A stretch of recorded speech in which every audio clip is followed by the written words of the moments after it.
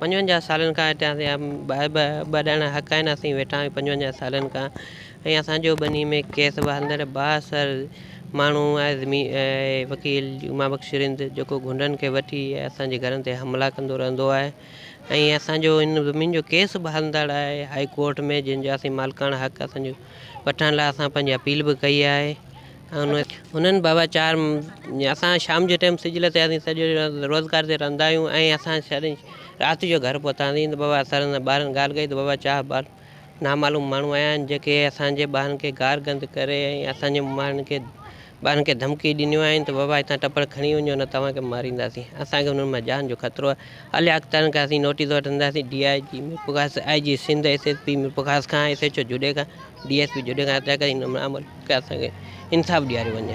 असांजे 55 साल थी वई, असांजी उमिरि खां बि अॻु में इहो हलंदड़ आहे मसइलो। पर तंहिंखां पोइ हींअर जेको असांजी हिन ज़िंदगी हराम कई, हर रोज़ु असांजे जीअण जंजाल करे छॾियो आहे।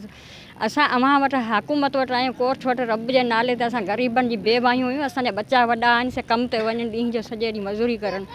जंहिंमहिल हीअ अचे त कंहिंमहिल 12 बजे अचे, कंहिंमहिल 3 बजे अचे, कंहिंमहिल 12 बजे अचे, असांखे धमकियूं ॾियो वञे, अॼु निकिरो सुभाणे निकिरो, हीअ मुंहिंजी बनी आहे। जेको मसइलो किननि माण्हुनि खे चयो त हीअ मुंहिंजा हारी आहिनि, इन्हनि खे कढंदसि, हीअं कंदसि, हथियारनि सां अचे थो। गैर माण्हू इमाम बेग रिंद आहे दादा, इमाम बेग रिंद आहे, असांजी बनी सां गॾु आहे उनजी।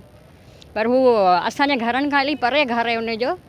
पर हू माण्हुनि जे हथां हथियार खणी पोइ असांखे धमकाईंदो, असांखे बेॾोह चवंदो, असां अव्हां वटि आया आहियूं, महिरबानी करो रब जे नाले ते असांजी शरह करो।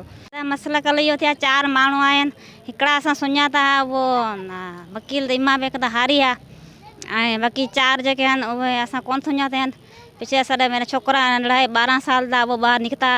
पिछे असां बि निकितासीं, पिया असां धमकिया ते बंदूकां कुआड़ियां सभु कुझु हन हथ पिया असां राति ते पेटी सां टपर चा वञो न त असां मार छोड़सूं, ख़तमु करे छॾियोसीं। असां ॾाढे खां वठूं, असां वेठेसीं, असां धमकिया ॾींदा ई रहंदा। बजे हिकिड़ा गाह ते वञी ॿिया घर वेठा आहियूं, 4 माण्हू हुआ, उहे आया असांखे धमकियूं ॾेई कुहाड़ियुनि सां ऐं लठनि सां असांखे चयो निकिरो न त राति जे पेट मंझां खे असीं कोई छॾींदासीं या हीअं कंदासीं। ॿारनि वटि रियूं कयूं, असीं डोड़ी बनी ते आयासीं सभु। हिकिड़ो हनीफ़ सां छोकिरो सुञातो, ॿियो उन्हनि सां गॾु और माण्हू आहे। पर इहे 4 चकर आया असां ते हर वक़्तु हमिलो करे त असीं माठ करे थका आहियूं।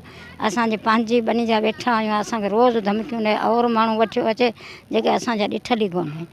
जीअं 50 साल 60 ठही आहे, उन्हनि खे रोज़ु असांखे धमकियूं ॾे। हाणे अलाह शरह करे असांजी अव्हां शरह करो।